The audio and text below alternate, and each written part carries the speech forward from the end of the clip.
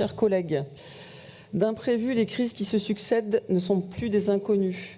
Covid, guerre, dérèglement climatique, les crises se succèdent, voire se superposent, s'installent durablement pour ne plus être, entre guillemets, seulement des crises, mais pour devenir le monde de demain qui frappe à notre porte. À défaut d'avoir apporté les réponses qui auraient pu les éviter, je parle de la surexploitation des ressources, du recul de la biodiversité, de la destruction des milieux, de la compétition et de la libéralisation forcenée et au détriment de la nature et de l'humain. C'est notre capacité d'adaptation qu'il va falloir travailler et inverser notre rapport à l'économie qui ne doit plus être une finalité mais au service du vivant.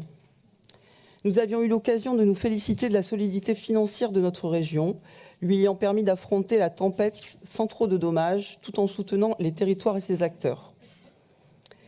Mais est-ce que nous ne sommes pas allés trop vite, en sacrifiant des choses importantes ? Quelques interrogations se posent à nous.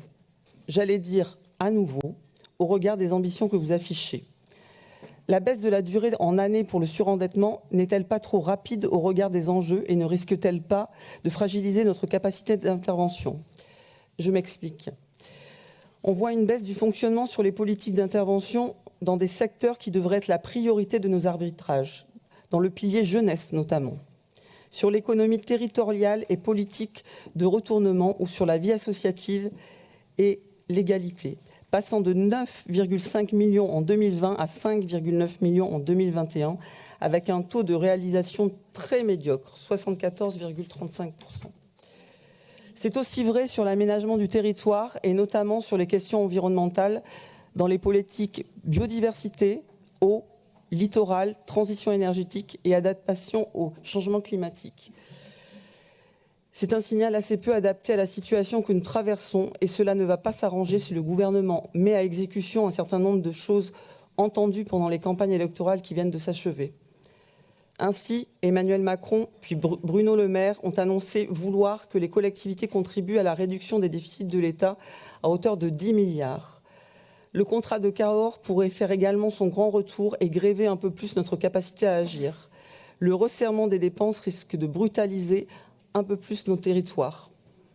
C'est un vrai risque d'aggravation des inégalités, de la précarité, aussi bien pour les acteurs économiques que pour les populations, notamment les plus modestes, au moment où l'inflation explose. Nous l'avions évoqué lors du débat d'orientation budgétaire, le Césaire également, et il le relève à nouveau dans son analyse du compte administratif. Nous sommes inquiets quant aux engagements encore trop peu marqués, dont la part d'incertitude ne peut être l'alibi. Un trop grand flou, pour ne pas dire une absence, règne encore sur la traduction budgétaire de Néoterra, contrairement à l'affichage que vous en faites. La résilience, dans les actes, ce serait les éco-conditionnalités, meilleur moyen pour engager la transition écologique et énergétique dans les entreprises et donner une lisibilité au sens de l'action publique de notre collectivité. Nous les appelons de nos vœux à chaque débat d'orientation budgétaire, à l'occasion du SR2I. À chaque RI même, on nous répond toujours « bientôt ». Ce n'est pas sérieux. Le débat d'orientation budgétaire 2021 présentait le Covid comme facteur de dégradation conjoncturelle des recettes et de certains indicateurs des endettements, avec des scénarios de sortie de crise relativement optimistes. Et nous avertissions déjà sur cet optimisme. Nous appelons encore une fois à pondérer, à relativiser cet optimisme au regard de la réalité. Nous déplorons sincèrement que la transition écologique ne soit pas encore vraiment traduite dans les chiffres du budget réalisé en 2021.